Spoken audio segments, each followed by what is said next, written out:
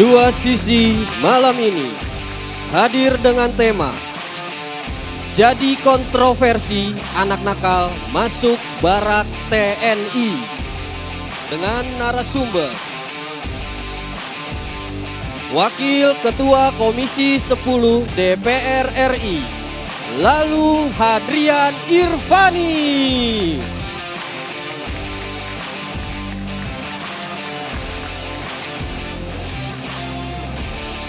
Koordinator Nasional Perhimpunan Pendidikan dan Guru Satriwan Salim.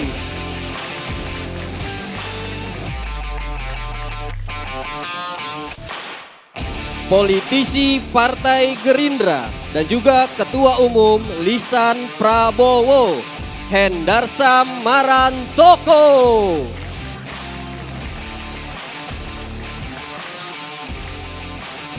Kapuspen TNI 2010 hingga 2014. Laksamana Muda TNI Purnawirawan Iskandar Sitompul.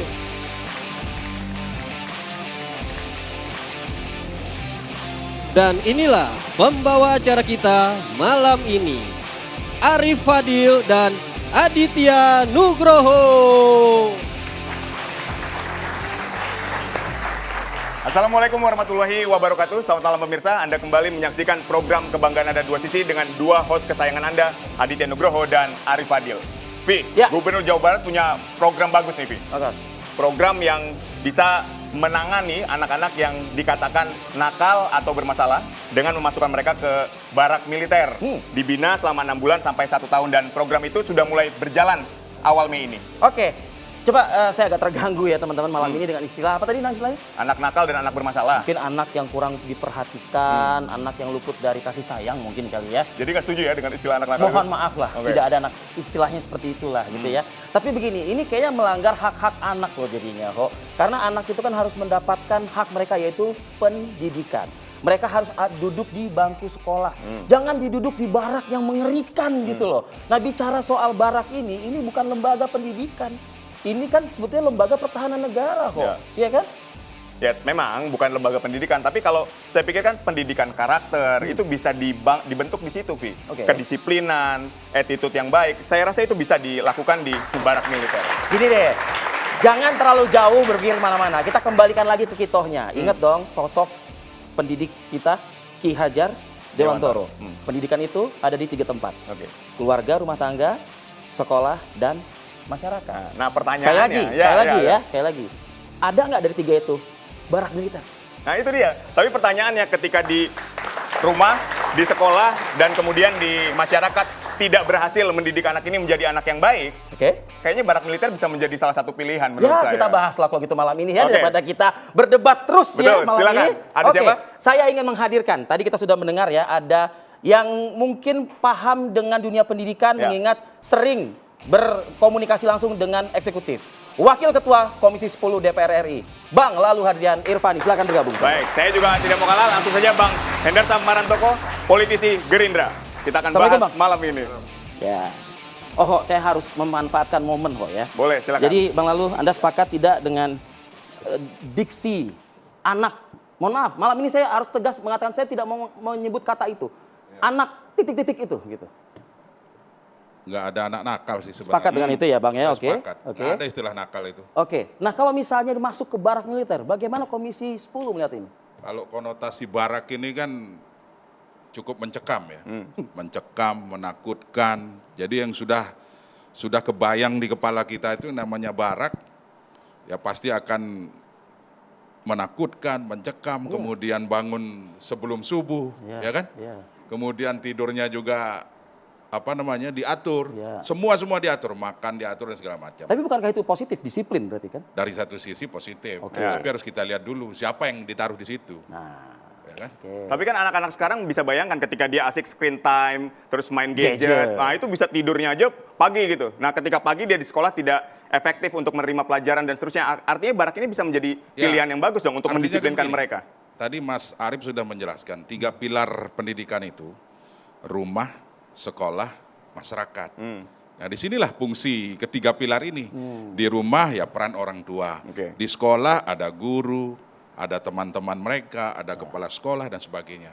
Fungsi itu dijalankan di situ, fungsi pendidikan. Kemudian di masyarakat. Nah fungsi lingkungan, ini yang harus betul-betul kita kedepankan. Dibanding tiba-tiba barak. Konotasi barak ini aja udah luar biasa. Ini kayaknya Gubernur Jawa Barat ini udah hopeless kali ya. Dia sudah nggak menganggap lagi orang tua bisa mengurus anak gitu mungkin. Jadi jujur aja saya lihat berarti Jawa Barat ini sudah darurat pendidikan. Ini. Sangat darurat situasinya. Sampai-sampai Pak Gubernur masukkan ke dalam barak. Wah ini konotasinya bagi kita di dunia pendidikan kurang bagus menurut Jadi tegas Anda ingin mengatakan kurang setuju dengan program Gubernur Jawa Barat ini? Jangan terlalu dipaksakan, dikaji dulu. Tapi gini Bang Lalu, ketika kita lihat bahwa tidak semua orang seberuntung itu, artinya ada juga mereka-mereka yang tumbuh dari lingkungan rumah yang misalnya tidak harmonis. Kemudian di sekolah juga akhirnya dia malas-malasan dan ogah-ogahan. Termasuk di masyarakat lingkungan tempat tinggalnya pun tidak mendukung dia untuk menjadi anak baik tadi.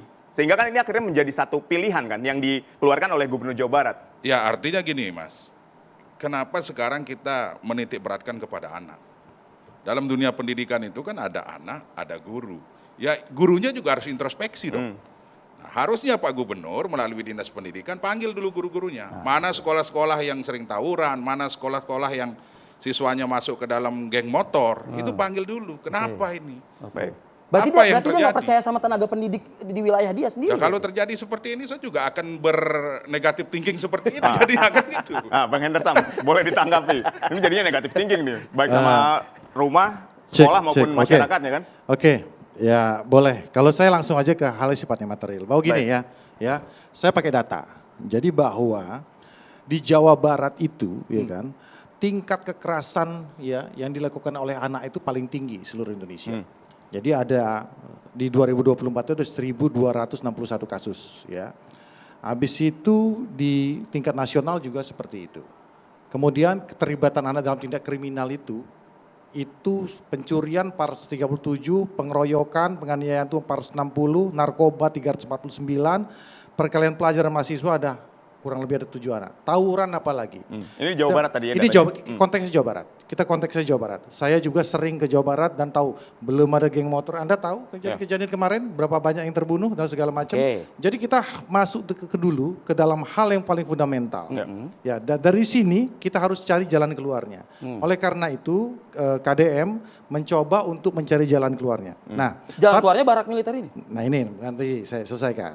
Nah, jadi memang kita berangkat dulu dari hal yang sifatnya sangat fundamental dan sangat, kalau kita menggunakan, kita harus panggil lagi guru dan lain sebagainya, semua pasti sudah sepakat saya rasa bahwa memang ya pendidikan pergaulan anak khususnya di Jawa Barat sudah sangat meresahkan dibanding provinsi lain. Baik. Sudah sangat meresahkan bagaimana waktu itu saya ini main motor juga di klub motor ya kan. Bagaimana teman saya ya, teman kami itu di beda klub motor, itu anaknya digebukin tuh sampai ke gerota. Sama geng motor lain?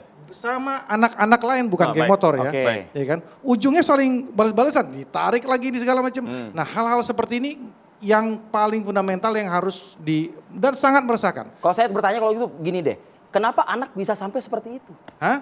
Ya balik, kalau kita tarik ke belakang kan banyak faktor, banyak kultur, budaya, ya kan, dan ini kan bertahun-tahun, banyaknya komunitas-komunitas yang ada di Jawa Barat. Nah tentunya hal ini kan dengan masa pemerintahan beliau harus ambil langkah yang cepat, ya kan, langkah itu ada program jangka pendek, ada program jangka panjang. Kan seperti itu. Yang diomong Bang Lalu kan bisa saja program jangka panjang kita bisa tata itu ke depannya. Tapi untuk menutupi kebocoran-kebocoran dalam sisi ini tentunya dibutuhkan program jangka pendek. Nah kan kalau tadi dibilang ada masalah pemilihan frasa dan frasa-frasa anak nakal dan lain sebagainya, itu menurut saya bukan hal yang untuk kita perbincangkan. Ya, saya tidak mau masuk ke dalam hal tersebut karena memang anak nakal ya ada juga yang nakal kan gitu kan. Ya tapi kan dampak psikologis loh. Iya, tapi nggak usah gitu. Kalau sekarang masalah anak yang kita pakai bahasa halus ya, anak yang terlibat dalam hal yang sifatnya kriminal. Nah, yang kedua, ya kan, anak-anak ini kan tidak diwajibkan juga. jangan salah bahwa anak-anak ini kalau yang di bawah umur secara hukum mereka berada di bawah pengampuan. Di bawah pengampuan artinya di bawah kendali orang tuanya. Ya, anak tidak mempunyai ya kan otoritas untuk menentukan kalau dia secara hukum ya dia di bawah umur, dia di bawah pengampuan orang tuanya. Harus nurut tuh. Harus nurut orang tuanya. Masalahnya Kang Deddy Mulyadi udah bilang, ini atas seizin orang tuanya, ya dia bisa untuk Masuk ke untuk barak militer tadi. Artinya orang tua saya ini tidak, sudah angkat tangan kan? Saya tidak masuk, saya tidak ngomongin nanti Bang Iskandar yang akan ngomongin apakah barak atau tidak ya. Ya, baik. Nanti ujungnya beda, ya kan? Tapi artinya apa? Ketika orang tua sudah menyerahkan anaknya untuk dididik oleh Kang Deddy dengan program ini, artinya orang tuanya sendiri udah nggak sanggup ini untuk ngurus anaknya. Saya tangkap itu Bang Hendratan, saya tangkap itu. Bang Lalu, artinya seorang gubernur ini dia tidak mau memberikan penguatan dong berarti untuk keluarga dan pendidikan di sekolah. Lebih cenderung instan tadi, jangka pendek gitu. Ya kelamaan, ini kan ada jangka pendek, ada jangka panjang. Jangka panjangnya nanti Bang Lalu ya. Kita dengarkan mainkan. jawaban beliau. Ya, gitu ya kan. Jadi gini, sebenarnya saya paham lah niatannya Kang Deddy itu ya ingin menciptakan generasi Jawa Barat yang unggul, yang berakhlakul karimah. Terganggu dia dengan data-data yang tadi itu ya, begitu ya. Kemudian yang ingin saya katakan adalah kenapa harus tergesa-gesa? Karena apa? Anak-anak ini, contoh tadi di statement beliau terakhir hari ini kan waktu beliau ngeplok itu di salah satu kabupaten Jawa Barat di Purwakarta. Purwakarta, iya. Itu kan sudah mulai tapi kan tidak dilihatin berapa jumlah anaknya itu. Yang dilihatin hanya bupati, kemudian orang tua. Jumlah anak yang di situ nggak dilihatin. Anak-anak ini masih dalam usia sekolah. Konsep beliau yang kita tahu 6 bulan atau 1 tahun.